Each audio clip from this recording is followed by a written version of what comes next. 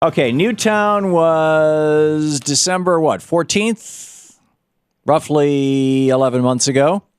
11 months and a week or two. And since that time, officially, 9,900 people have died from gun shootings in the United States. It works out to about 90 people a day. Actually, if you use the CDC estimates and include the numbers that are not reported as gun shootings, but rather are reported as, for example, suicides, or are reported, via hospitals and these sorts of things rather than via police departments. According to Slate magazine, we've had 28,600 people die as a result of guns. 60% of gun deaths are suicides, which are almost never reported as gun deaths. So Slate is saying, roughly 28,600 people dying. So this year in mass shootings, it's pretty amazing. And we had another one over at LAX. Now, I realize, some folks are saying, well, we just need to make it illegal to bring guns into LAX. Yeah, like that's going to stop this guy? This guy had not gone through security, you'll recall. So it seems to me like this fetish, this religion that we have in the United States, that everybody should have the right to have as many weapons as they want, of whatever kind they want. After the Port Arthur? The Port something massacre, a mass gun violence thing in Australia some years back, I think it was in 96, they said enough of this already.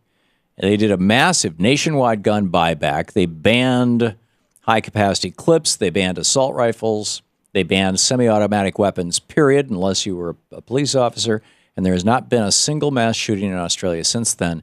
In the 18 years prior to that, there have been 14 of them. So maybe it's time for us to seriously talk about gun control. Austin Peterson, libertarian commentator and editor of the libertarianrepublic.com, is on the line with us. Austin, the website, thelibertarianrepublic.com. I guess I just said that. Thanks very much for having me, Tom. Sure. Your thoughts on this? Yeah, well, it looks as if this was another random act of violence by a nut, and it's very hard to predict that kind of an event or to prevent it. He didn't go through security, as you said. And the type of gun that he was using, which was the Smith & Wesson 223 model, has been falsely reported as an assault rifle, which is technically inaccurate because an assault rifle has a fully automatic setting. This was the civilian sporting model. You're splitting here, so Austin. But what I'm trying to say is that this is the same gun that Adam Lanza used in Newtown. And the type of, remember, it's really not the gun that shoots it, it's the type of round that you get hit with. And, of course, the shooter was stopped with a gun, so it was stopped by people with guns. So it's important. Police people. Right. Well, it's very important that police have the right to stop shooters with their guns. I'm not suggesting we should disarm our police, Austin. Right. Well, I'm not either. But what I'm saying too. But why this weapon? There is no hunter in America who would be able to hold their head up, other than maybe Dick Cheney, after going out looking for deer or duck with a weapon like this. Well, no. To the best of my knowledge, there are no serious sports shooting competitions, and I've been to a number of them over the years, with these kinds of weapons. People don't use these kind of weapons for target practice. They don't use these kind of weapons for self-defense if you're out, walking through the desert and you're worried about rattlesnakes. These are weapons of war that have been slightly modified so that when you hold the trigger down, it doesn't spray continuously at the pull the trigger every time you want to fire a different bullet. Frankly, in my opinion, there's no place for these weapons in the United States outside of the hands of the military. Okay, well, you're setting yourself for tyranny there, Tom. I hate to say that, but the reality is the Second Amendment wasn't created for hunting. The Founding Fathers weren't thinking about the right to shoot deer. No, the Second Amendment was created so that instead of having a standing army, we could have a citizens' militia. What's the first half of the sentence of the Second Amendment? In order to maintain, a well-regulated militia being essential to the security of a free state. Mm-hmm. That's how it starts. The right of the people, you should continue that, Tom. The right to of keep and bear arms shall not be abridged, shall right? not be infringed, and so shall not be infringed, of course, means shall not be infringed. Again, I don't want to debate the legal aspect of this, Tom. What I really would like to debate with you is the motives for this, and I think there may be actually something that you and I might agree on here, because both you and I have debated the conspiracy theorists from Texas, the people who are promulgating the New World Order, sort of what they call the conspiracy theories that I think have been driving people to madness for a long time. Now, we know Adam Lanza's mom was a prepper. This guy apparently was carrying that kind of literature with him, making those kind of claims. Right, and so although I consider myself very, very, very much like a patriot or someone who believes in the Second Amendment, I have argued against these conspiracy theorists because a lot of times what happens is that they get information that's cooked up by foreign intelligence agencies that's really just propaganda that spreads these lies and conspiracies about the U.S. government that are untrue, and it drives people to do these kinds of things. How about this cooked up by companies that want to make a profit?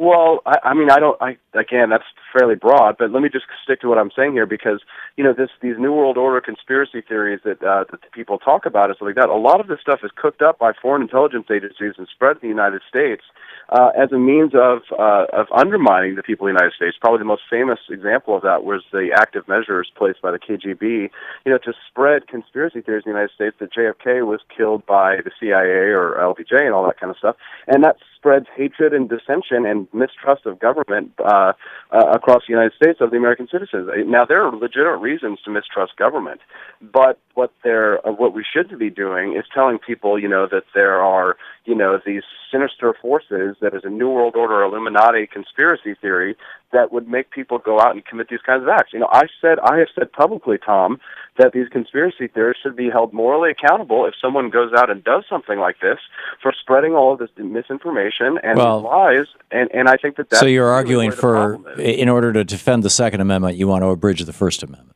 No, not at all. But what I think that people need to start doing, Tom, people like yourself and myself, is to start having more conversations about the effects of this free speech. Now, I don't want to limit anyone's free speech, and you should be able to say whatever you want to say. But, Tom, you and I both know very well what comes out of those propaganda creation places like in Austin, I think there's something much more specific going on here. If you go back to the decade and a half or so when we had 15 or 20 of these mass shootings in the workplace, after the mid-'80s, and we referred to them as going postal because they all happened in post offices. This was right after Reagan semi-privatized the post office and started doing major cuts, both in pay and benefits, to postal workers. We've, for 32 years now, 32 years of Reaganomics, we've seen the middle class get wiped out.